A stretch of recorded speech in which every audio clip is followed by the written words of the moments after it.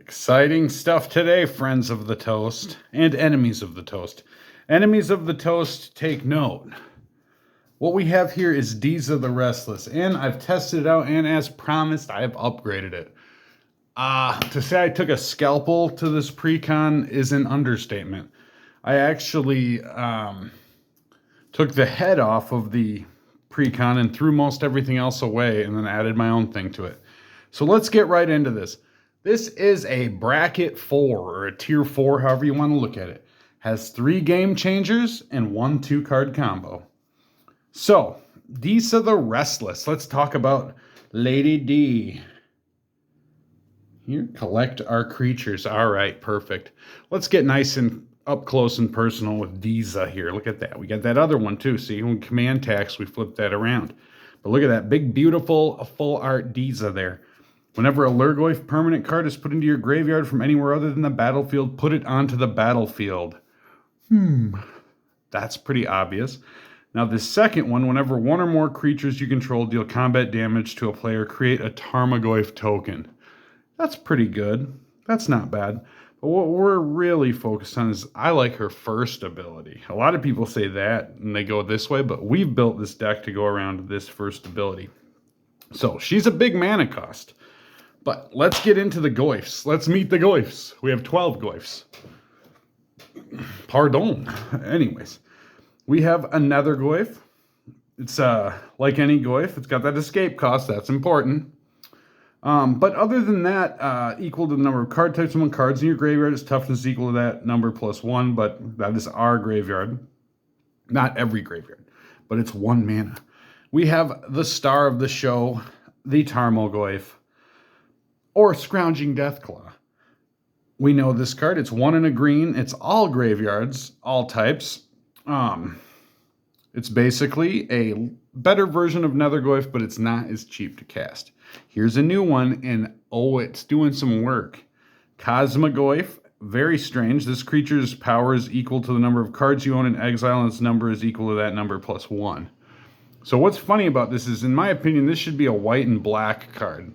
Because all those exile decks, all of the Orzhov Blink and Modern right now, this would have been such a cash cow. I don't understand it. But what do I know? I'm guessing like in Modern it would have seen a lot more play. But I digress. So equal to the number of cards you own in exile, its toughness is equal to that plus 1. So if you have this in hand, somebody exiles the graveyard, which is a nightmare. But you can fill it quick again. Don't be scared.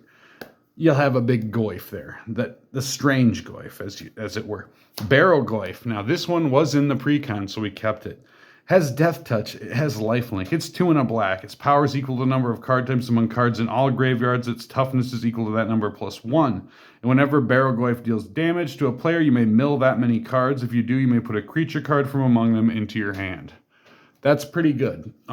Because if we are Goyfing out with Disa, generally, we're going to love milling more Goyfs. And pretty soon you're going to see, hey, there's only 12 Goyfs, sir. We have Polygoyf. It's got that myriad. You guys want to read it? I'll read it to you. I have a beautiful velvety voice. Whenever this creature attacks, for each opponent other than defending player, you may create a token that's a copy that's tapped and attacking that player or planeswalker they control. Exile the tokens at the end of combat. Wonderful commander card. I believe it's unique to this deck. So there was the Barrowgoyf and the Polygoyf are unique, and I think we have a Pyrogoyf is unique to the deck as well. Equal to the number of card types among cards in all graveyards. Its toughness is that plus 1. So it's a Tarmogoyf with a little bit better but higher mana cost. Terravor, power and toughness are each equal to the number of land cards in all graveyards. We're not going to have them in our graveyard, but that's okay because we'll be playing them from our graveyard. Pyrogoyf. Now this card is part of a combo that's just powerful as all get up. Not even a combo so much as it is like a explosive interaction. So Pyrogoyf's power is equal to the number of card types among cards in all graveyards, and its toughness is equal to that number plus 1. Whenever Pyrogoyf or another Lhurgoyf creature enters the battlefield under your control, that creature deals damage equal to its power to any target. So if we're milling out or returning something from the graveyard, like say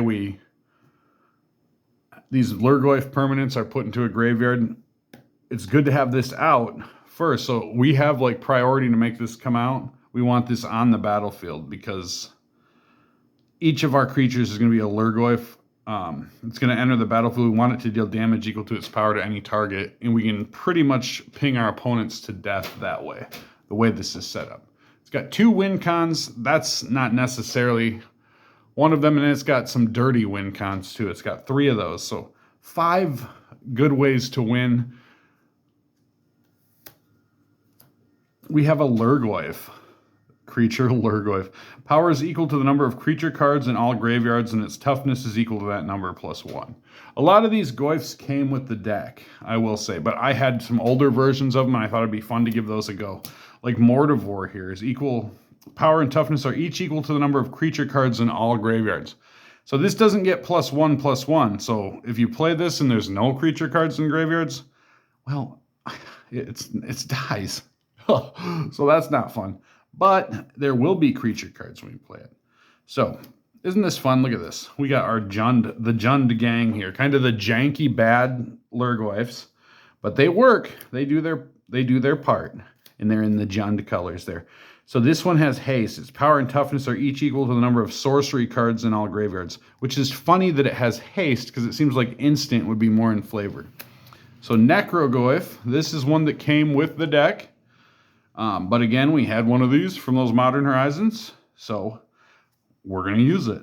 Necrogoyf's power is equal to the number of creature cards in all graveyards. At the beginning of each player's upkeep, that player discards a card. And this madness cost is wonderful, because if for some reason Disa's not on the battlefield and we discard this, we can just pay that madness cost, and we're happy. All right, so those are the Goyfs. You met the Goyfs. And let's get down to the rest of the creatures. So our creature base, including the commander, is about 30, I think. And I'll just get into this. We want to get Disa out very quickly. So Orcish Lumberjack, we can tap, sacrifice a forest to add 3 mana and any combination of red and or green to your mana pool. Play this ability as an instant. It's 1 red mana. And that's just great for early play on Disa. Deathrite Shaman, exile target land card from a graveyard to add 1 mana of any color. A black, you can exile target instant or sorcery card from a graveyard. Each opponent loses 2 life. Pay a green, tap, exile target creature card from a graveyard, you gain 2 life. So this is our wonderful 1 mana Planeswalker. Woo! We have Tinderwall here. Another piece of mana here, this wall. 0, you sacrifice Tinderwall to add 2 to the mana pool. Play this ability as an instant. You can pay 1, sacrifice Tinderwall to have it deal 2 damage to target creature it blocks. Pretty neat. Just another way to get that mana quickly.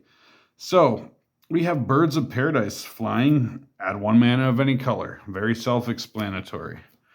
Get us any color we need for 1 mana. Like Ignoble Hierarch here, it's 1 green, but it can tap for black, red, or green. Really good. Now, let's get down to the interesting parts. For our first of our 2 mana selection, we have Inti, Seneschal of the Sun, with his cool, would that be Mesas, like Mayan, Incan, kind of like Mesa, early Mesa people art there. Whenever you attack, you may discard a card. That's good for us. So when you do, put a 1/1 counter on target attacking creature against trample until end of turn. So we're going to give something trample to get damage through. That'll give us that second trigger to get the Tarmogoyf token right here. Isn't that nice? Those came with the deck. So we have that. But then whenever you discard 1 or more cards, and this is not a may, exile the top card of your library. You may play that card until your next end step. So say it's like turn 4, we do that. There's not going to be a situation where we're going to exile something that we can't play and it goes away. But if that's the case, he will help build like a small little exile world that is going to absolutely help the Cosmogoyf, because we are uplifting the Cosmogoyf in this. They have put a Goyf in space, and you know what? We are behind it. We have Orcish Bowmaster, of course. This is from, honestly, I took one of these out of the Hollow Man deck because we are playing a mean version of Hollow Man and it only requires 3. See, I kept getting 3 of these in my hand. I didn't need it. Now I just get the 2 I always want. So 3 is the number in Hollow Man. Thank you, Hollow Man. You're welcome. Look at that. What a statue you are, Hollow Man. When Orcish Bowmasters enters the battlefield, and whenever an opponent draws a card except the first one they draw on each of their draw steps, Orcish Bowmasters deals 1 damage to any target, then amass Orcs 1. You want to have fun? You want to draw your deck? Orcish Bowmaster says, not so fast. We're going to get an army mustard there. And here's our army mustard. Like gathered, not like condiment. There's what we're using for Orc Army right now. And we have a really cool Orc Army token, but we only have 1. But we use this one because this is good and it protects our commander deck in the plastic box we keep it in. What's called a deck box. Hermit Druid. Oh. So, pay a green. Reveal cards from the top of your library until you reveal a basic land card. Put that card into your hand and put all other revealed cards into your graveyard. Interesting. I bet there's not very many basic lands in here. We have the Aftermath Analyst. When it enters, mill 3 cards. That's really good because sacrifice it. Analyst. Then we'll return all land cards from your graveyard to the battlefield tapped. So that's wonderful because if we mill ourselves, we can play all of our lands. And we will mill ourselves frequently. Now here is one part of our 2-card combo that is allowed in our deck. So, Witherbloom Apprentice. Now I'm a modern player by trade. So if anybody knows, this is a tier 4. It has 1 2-card combo and then 3 game changers, right? Right. Just let me know in the comments, please, because I like to be fair and I don't like to be a pub stomper even though I got big feet. So, Witherbloom Apprentice. Whenever you cast or copy an instant or sorcery spell, each opponent loses 1 life and you gain 1 life. We have 6. Whenever 6 attacks, mill 3 cards. You may put a land card from among them into your hand. As long as it's your turn, non-land permanent cards in your graveyard have retrace. So that's going to be great because you can cast that permanent card from the graveyard and we discard a land card in addition to paying its other costs, but we can play those land cards out. Here's some more mana. Look at that. Aren't those nice? We have Simian Spirit Guide and Elvish Spirit Guide. And those nice frames that only I seem to like the white borders.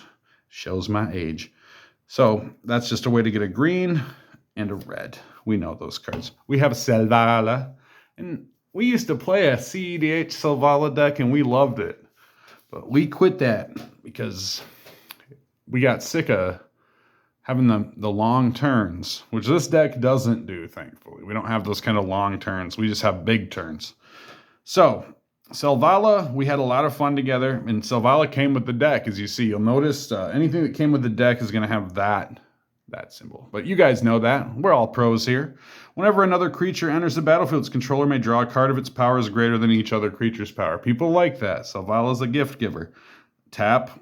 Pay a green, add X mana any combination of colors where X is the greatest power among creatures you control.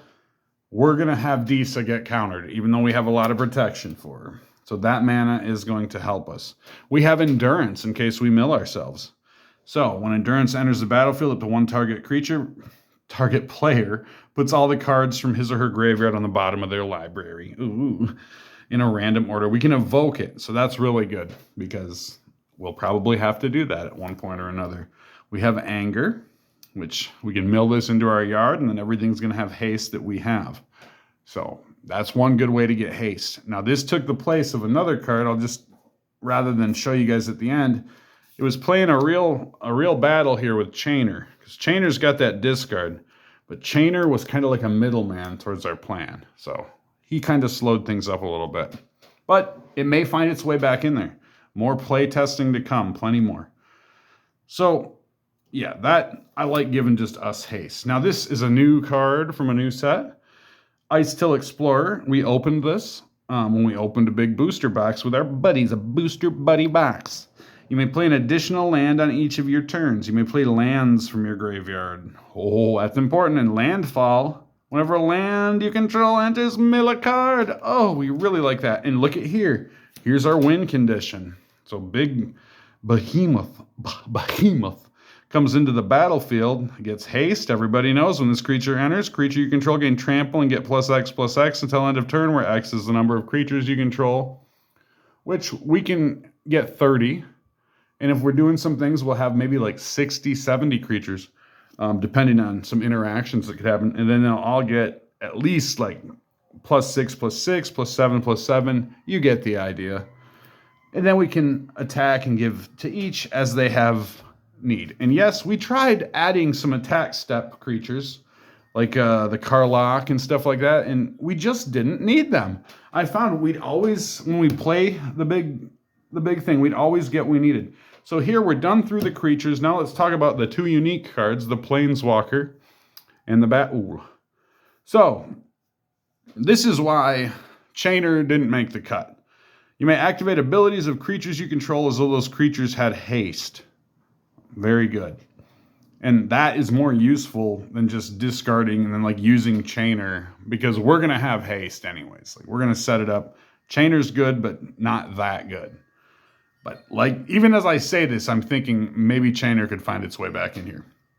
Not so much for that haste, but you may cast a non-creature spell from your graveyard this turn, activate only once each turn. Okay, kids, we're going to put Chainer back in here. I just thought of a couple things, so Chainer will be going back in. +1, untap up to 1 target creature. We can do that for an opponent if we want to. Mill 3 cards. Then you may return a creature card with mana value 2 or less from your graveyard to the battlefield. That's great. We can do that and get that creature back. We have a good number of useful creatures. Very cheap to cast, so they'll fall into that bracket there. So, Invasion of Ikoria. As this enters, choose an opponent to protect it with you. You and others can attack it. Then it's defeated, exile it, then cast it transformed. So when the Invasion of Ikoria enters the battlefield, search your library and a graveyard for a non-human creature card. Generally, that's going to be the Hermit Druid. With mana value X or less, and put it onto the battlefield. If you search your library this way, shuffles. So, after shuffles, we have Lhurgoyf, Apex of Ikoria. It has reach. For each non-human creature you control, you may have that creature assign its combat damage as though it weren't blocked. So, this will be easy to defeat, and then we'll have an unblockable Goyf army. Not to mention, it just sets up so good because we can get the Druid, we can transform this, and then on our next turn, it's going to be beautiful. You know what we can do. We can make the storm happen. All right. We have darkness here. Getting into our first of, I believe, 14 instants. So prevent all combat damage. We go up against token decks, and we go up against decks that have a lot of attacking creatures swinging in hastily. So darkness is very good to save us just long enough to make the Goyf storm happen. Dark Ritual. It's 1 for 3. That's good. Here's a Worldly Tutor, one of our game changers. Search your library for a creature card and reveal that card to all players. Shuffle your library and put the revealed card back on top of it. So, this deck, we want to keep sub $500. The reason we chose Worldly Tutor is because Demonic Tutor and Vampiric Tutor are so expensive. I didn't want to take up that big of a chunk to stay in line with the, what do they call it? The pod. You know, their decks we're all about on sub $500 decks. So Worldly Tutor instead of Demonic Tutor. And it's 1 green instead of the black. So search your library for a creature card, reveal it to all players. You know what it does. Now here's my favorite 2 mana tutor here. We have Entomb. Search your library for a card and put that card into your library, and then shuffle your library. Put that card into your graveyard, then shuffle your library. And while we're up here, I will just... All right, so there, Reanimate then. Put target creature card from the graveyard onto the battlefield under your control. You lose life equal to its converted mana cost. So, Reanimate, that's a 2 mana tutor. And they're not game changers. So that's nice. All right. To protect the Lady Fair, we have Red Elemental Blast and Pyroblast. We have Malakir Rebirth. Choose target creature you control. Choose target creature. You lose 2 life until end of turn that creature gains. When this creature dies, return it to the battlefield tapped under its owner's control. And we have a land on the other side, so that's good. We have Veil of Summer. to protect the lady. Now, I'm not going to read that. We know what that does. Heroic Intervention and the Surge Foily. Permanents you control gain hexproof and indestructible. So we have a 1 mana or a 1 and a green there. We have a 1 and a red here. Change the target of spell with a single target. Lose life equal to that spell's converted mana cost. We have Untimely Malfunction. We love choices. Destroy target artifact. Change the target of target spell or ability with a single target. 1 or 2 target creatures can't block this turn. That's a good one because that can mean the difference between us getting damage through and maybe creating a Tarmogoyf token. We have Assassin's Trophy for those pesky kind of things where it says, oh, you can't have something enter the battlefield from the graveyard. Creatures in graveyards can't enter the battlefield, yada, yada, yada. That's what this is for. We want to get rid of pesky permanents that are going to mess up our graveyard or some really scary commander that costs like 6 that somebody plays out somehow. Assassin's Trophy. The spell can't be countered. Destroy target non-land permanent with mana value 3 or less. I can think of so many targets for that. I won't even go into it. We have Fire Covenant here. So mid-game, not scared to pay some life, get rid of some creatures, send in the Goyfs. We have, again, this is a land tutor, as it were. Search your library for a basic land, yada yada. There's only 2 basic lands in here. But if there are 4 or more card types among cards in your graveyard, instead search your library for a creature or land card, reveal it, put it into your hand, then shuffle. Very good, and again, we'll have Delirium for sure. We are always having Delirium, so this is a good card. It's a great tutor, and it's not a game changer, so we still have just 3 game changers. Now, this is a game changer. Search your library for a card, put that card into your hand, discard a card at random, then shuffle. Very good. We can discard things. We don't mind discarding things, because a lot of times, when the Lhurgoyf permanent card is put into the graveyard from anywhere other than the battlefield, put it onto the battlefield. Thank you, Disa. We have Reanimate. We went over that. So getting into sorceries now, aren't we? Yes. We're 3 deep into sorceries now. All right. We don't have many. So let's just pick up the... Yeah, that looks good. All right. So we have Chain of Smog. Now this is our 2 mana combo here. And we will pop open a little can of, where's my friend? The Witherbloom. All right. So let's talk about it. Witherbloom Apprentice. Whenever you cast or copy an instant or sorcery spell, each opponent loses 1 life and you gain 1 life. Target player discards 2 cards from his or her hand. That player may copy this spell and may choose a new target for the copy. So you see that? May. So we discard.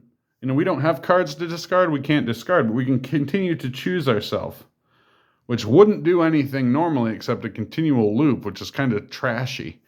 But with Witherbloom Apprentice, whenever you cast or copy an instant or sorcery spell, each opponent loses 1 life and you gain 1 life.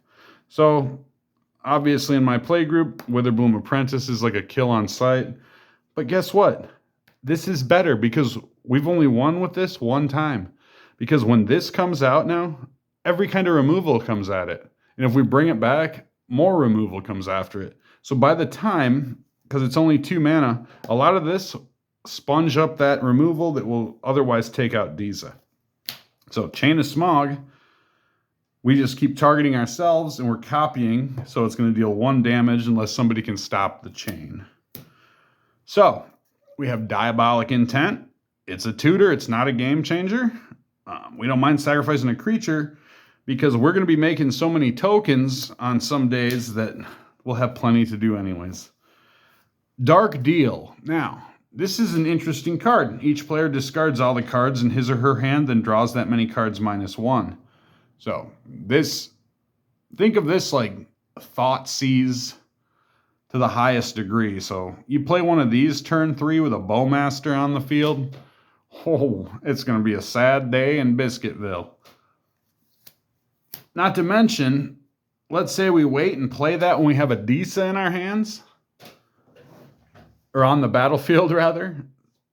With our other toys here, which you'll see. Like this.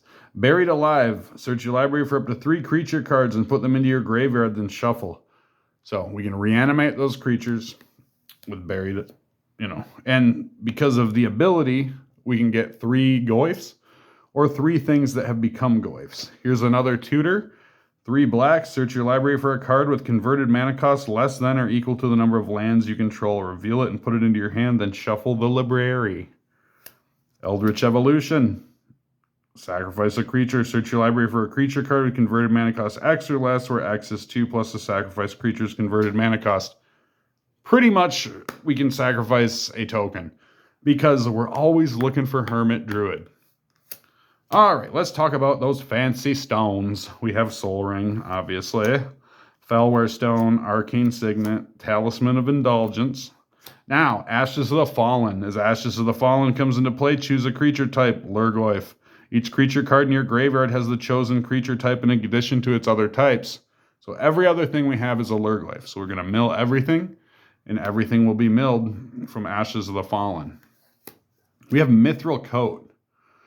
It's a little bit middlemanish, but in a grindier game, if you play out the commander, this is can be very good for those destroy target. The Reaver Cleaver. Now, because we're running such a tight mana base, the Reaver Cleaver is actually pretty good in here. I've played with it, played without it, and I think I like it because not only, again, does it become like something that people are interested in, they want to destroy it or they want to steal it and use it. It takes attention off what this deck's really trying to do, which is be like a dirty combo deck. We have Maskwood Nexus. Creatures you control are every creature type. The same is true for creature spells you control and creature cards you own that aren't on the battlefield.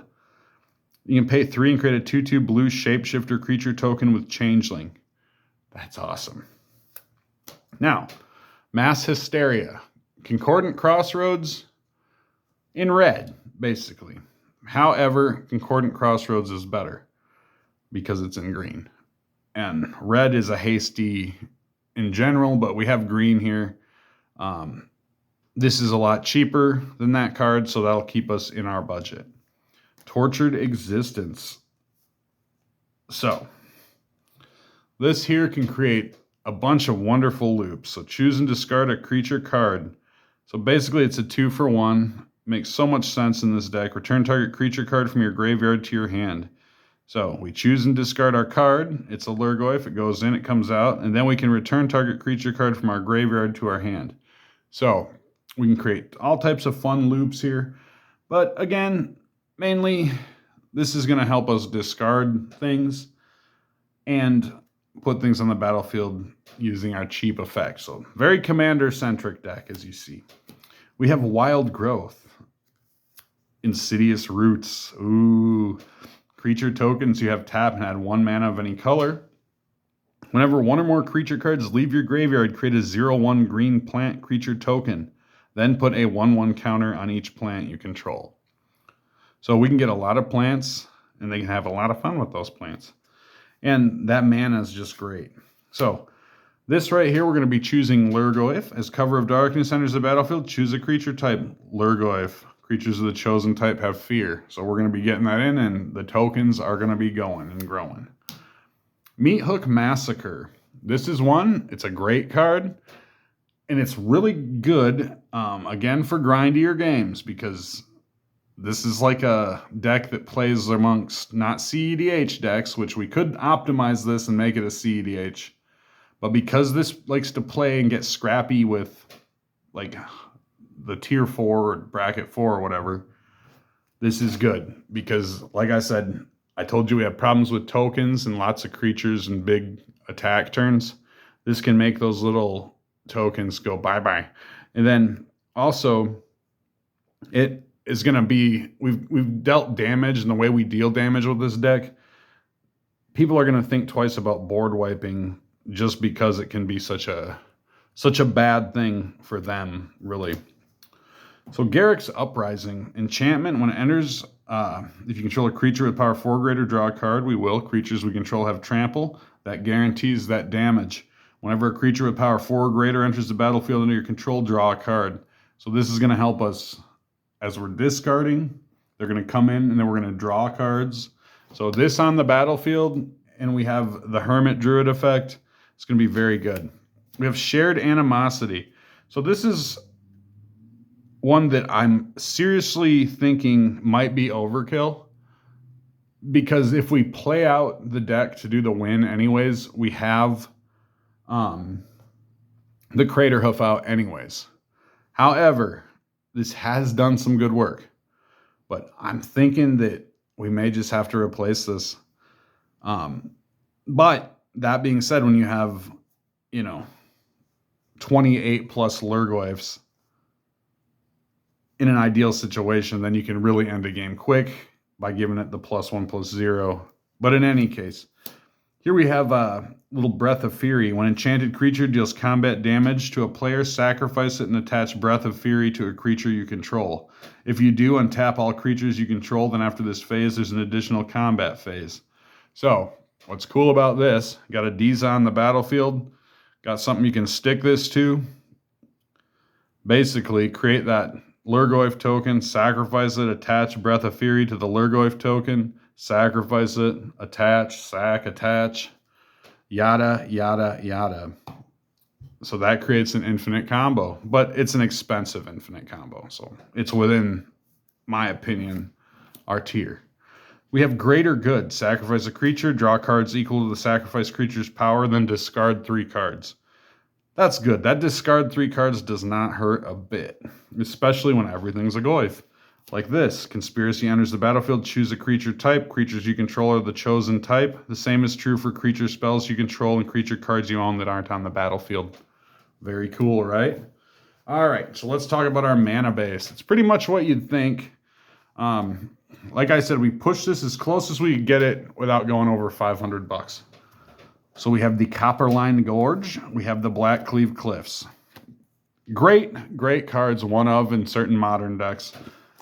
They're okay in Commander. And here we have our Commander dual lands. We have the Spire Garden, the Undergrowth Stadium, and the Luxury Suite with that Zendikar treatment there. Isn't that nice? I'd like to be there. That's a luxury suite for the Lizard Man. All right, now we have our fetchies. Bloodstained, Windswept, Wooded, Polluted, and Verdant. There's a couple more we're missing there, but I think we're good with this. I think those fetch lands make happy. So we have our Dryad Arbor here, land creature, forest Dryad, human friends. Now, here's those 2 itsy bitses right there, our swamp and our forest. So we have a Stomping Ground. Whoop, oh, we're drifting. All right. And we have Commercial District. We have a Raucous Theater. What's that raucous in the theater? Stop that. My goodness. Got a Blood Crypt. So those are our fetchables. We have Deathclap Glade, a Phyrexian Tower, because why wouldn't you want that? We have Twilight Mire. Let's get a little bit of value there. A little bit of mana fixing. This is good for us. It doesn't enter tapped. We like it. This is great. Especially if we got D's out for some reason and we're in a situation where, or even, you know what else this is great for? Is playing out a creature where you just need it to be speedy right away. So obviously, I mean, that's obviously the case, but couldn't say more about that. I run 2 of them in my Hollow One deck. So Command Beacon is a necessity in this deck. Diamond City is really good. This is a new card I put in here. Enters the battlefield with a shield counter on it. It's if you be dealt damage or destroyed, remove a shield counter from it instead.